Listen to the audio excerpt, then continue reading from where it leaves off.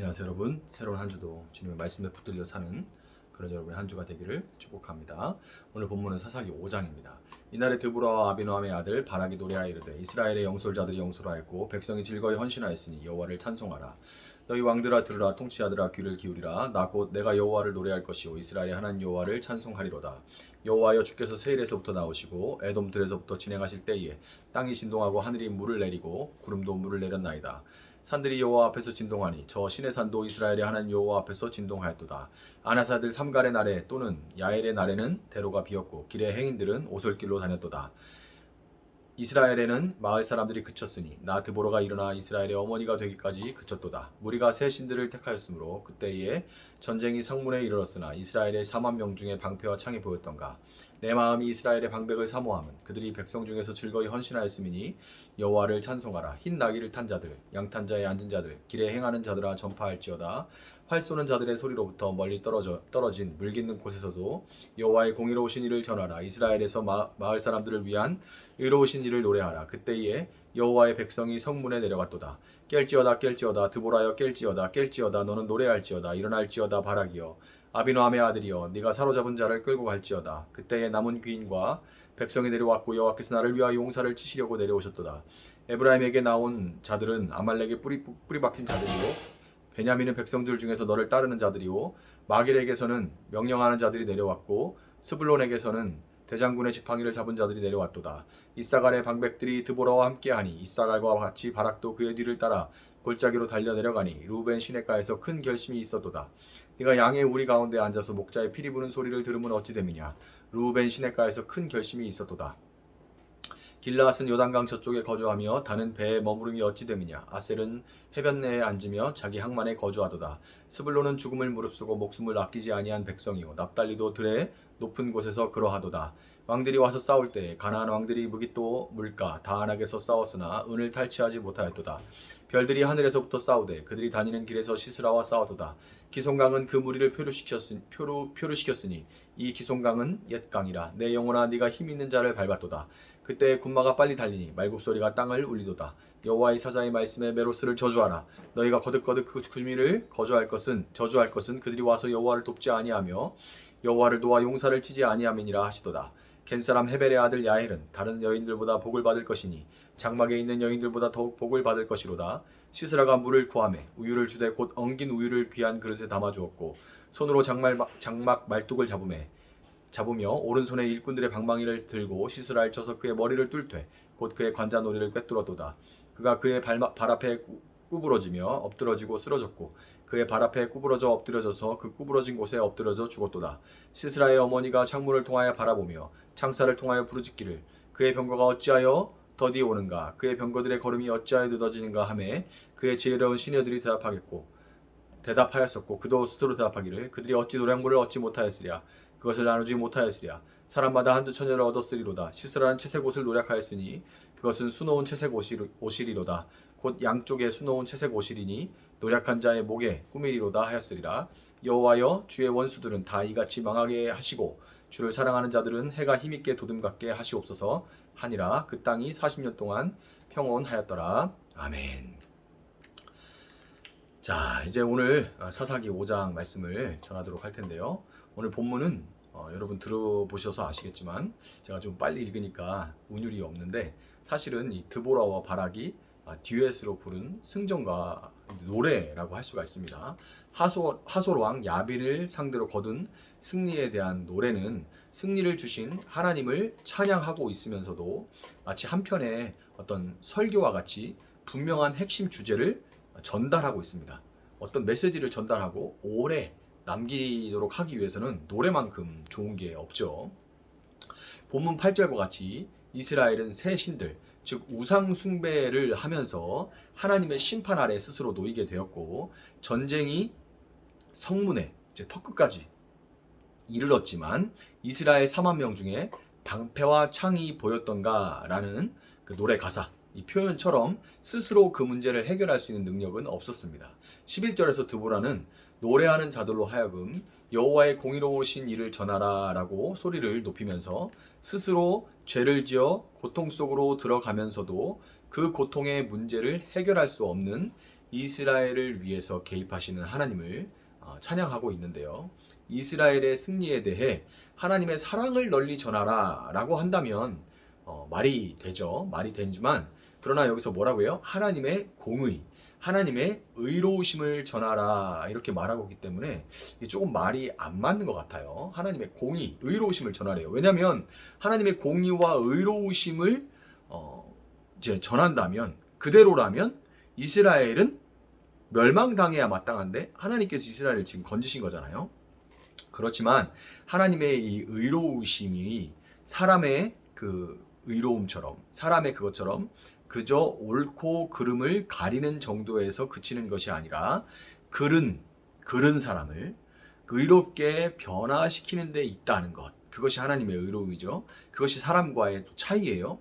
사람을 변화시키는 데 있기 때문에 하나님의 사랑은 결국 공의로운 사랑이라고 할 수 있는 겁니다. 하나님은 그분의 사랑과 그분의 공의로 이 땅에서 당신의 자녀들을 회복하시고 변화시키시는 싸움을 멈추시지 않습니다. 하나님은 성실하신 하나님이시고 하나님은 이 싸움을 멈추시지 않아요. 메소보다미아를 보내서 징계해도 말을 듣지 않으니 모압을 보내고 모압을 통해서 징계해도 말을 안 들으니 미디안을 보내고 미디안을 보내서 징계해도 말을 안 들으니까 블레셋을 보냅니다.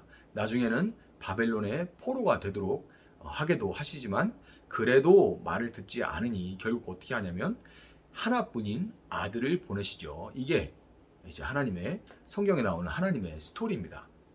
요한복음 3장 17절에 하나님이 그 아들을 세상에 보내신 것은 세상을 심판하려 하심이 아니요 그로 말미암아 세상이 구원을 받게 하려 하심이라 라는 이 예수님의 말씀처럼 하나님은 심판의 목적이 있는 것이 아니라 끝내 그 백성을 구원하여 회복하는 데 목적이 있으신 겁니다. 하솔왕 야빈의 압제에 의해서 고통당하던 이스라엘을 구원하시기 위해서 하나님은 드보라를 사사로 세우셨고 승리를 약속하셨습니다. 드보라를 세우시면서 승리를 약속하셨어요. 이제 이스라엘은 이 약속을 믿고 동참하면 하나님의 구원하시는 역사에 동참하게 되는 거고 함께 승전가를 높이 부를 수 있게 되는 겁니다. 그렇지만 오늘 본문은 드보라의 부름에 응한 지파들과 그렇지 않은 지파들이 분명하게 이렇게 갈려져 있었다는 것을 기록하고 있습니다.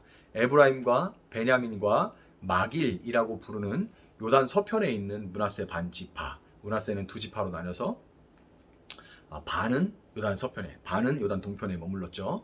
그리고 또 북쪽에 스불론, 이사갈, 납달리는 드보라를 통한 하나님의 부름에 즉각 순종해서 싸움에 동참했습니다.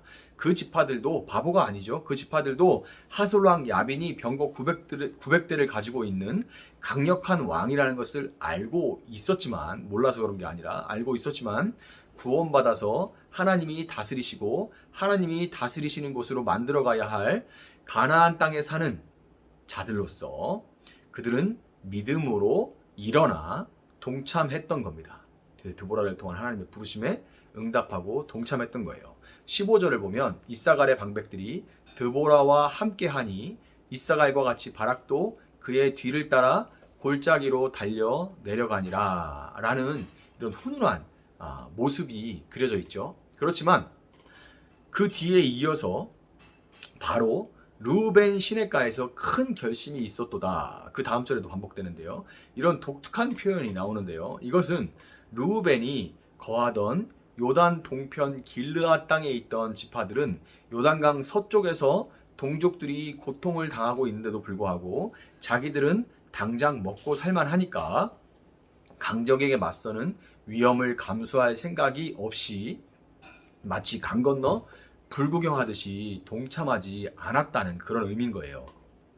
이스라엘의 영토의 최서단의 위치에 지중해 연안에 자리 잡고 있는 단과 북서쪽의 아셀 역시 지리적으로 먼 데다가 바닷가가 주는 풍성함에 만족해서 민족을 구원하시는 하나님의 일하심에 동참하기를 거부했습니다. 성경에 싸움에 동참하지 않은 지파들이 마치 대단한 결심이라도 한 것처럼 루벤 시내가에서 큰 결심이 있었다. 무슨 결심이에요? 아유, 거길 내가 왜 가? 거기 뭐 내일도 아닌데 꼭 그렇게까지 할 필요 있어? 신앙생활 뭐 그렇게 뜨겁게 할 필요 있어? 너무 열심히 할 필요 있어? 적당히 하면 되지. 이렇게 꼭 수요 예배도 가야 돼? 꼭 뭐 설야도 가야 돼? 꼭 새벽 예배, 새벽 날개도 해야 돼? 뭐 주일날 한번 가면 되는 거지. 이렇게 한 거예요. 그러면서 양을 치는 그들의 원래 본업대로 그 뒤에 보면 너희가 참 한가롭구나라는 그 표현이 따라오죠. 양을 치면서 한가롭구나. 이 표현을 이렇게 쓴 것은 그들의 이런 행태를 날카롭게 풍자한 겁니다.